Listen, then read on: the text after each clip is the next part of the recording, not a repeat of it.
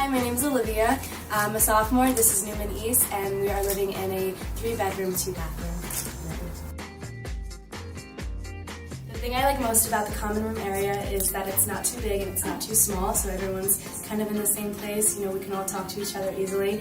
It's just very cozy. What I like most about this bedroom is how it's very spacious in here. We have a lot of room for basically anything. We have a nightstand right there, and there's just a lot of room with the windows and the beds. It's placed very nicely. You know, I like how the desks are both on each side of the beds and everything. This kitchen, it's the perfect size for a kitchen for college kids. We have a huge pantry, a lot of cabinets that we can put stuff in, and you know, it's not too much space, and it's just like it's a good location in the room.